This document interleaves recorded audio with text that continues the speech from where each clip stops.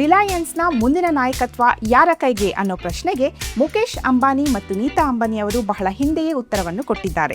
Isha, Akash and Anand are doing what I did 25 years ago, but with greater ambition and a much larger financial and professional base.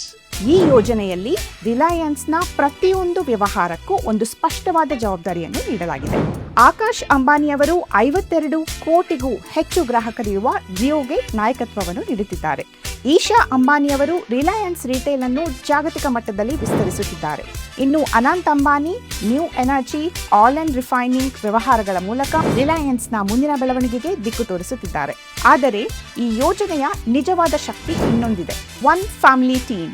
500ಕ್ಕೂ ಹೆಚ್ಚು ಅನುಭವಿ ತಜ್ಞರು ರಿಲಯನ್ಸ್ ಜೊತೆ ಕೈಜೋಡಿಸಿ ಸಂಸ್ಥೆಯ ವಿವಿಧ ಘಟಕಗಳನ್ನು ಒಂದೇ ಗುರಿಯತ್ತ ಮುನ್ನಡೆಸುತ್ತಿದ್ದಾರೆ. ಜಾಮ್ನಗರ್ ರಿಫೈನರಿ ಇರಲಿ, ಜಿಯೋ ಇರಲಿ ಅಥವಾ ವಂತಾರ ಯೋಜನೆ ಇರಲಿ, ಎಲ್ಲವೂ ಪ್ರತ್ಯೇಕವಾಗಿ ಕೆಲಸ ಮಾಡಿದರೂ ಒಂದಕ್ಕೊಂದು ಬೆಂಬಲವಾಗಿ ದೀರ್ಘಕಾಲದ ಬೆಳವಣಿಗೆಗೆ ಶಕ್ತಿ ನೀಡುತ್ತಿವೆ.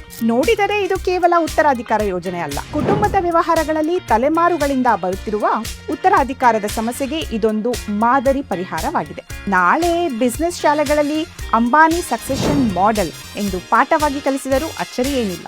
ಈ ಬಗ್ಗೆ ನಿಮ್ಮ ಅಭಿಪ್ರಾಯವೇನು? ಕಮೆಂಟ್ನಲ್ಲಿ ತಿಳಿಸಿ. Thank you.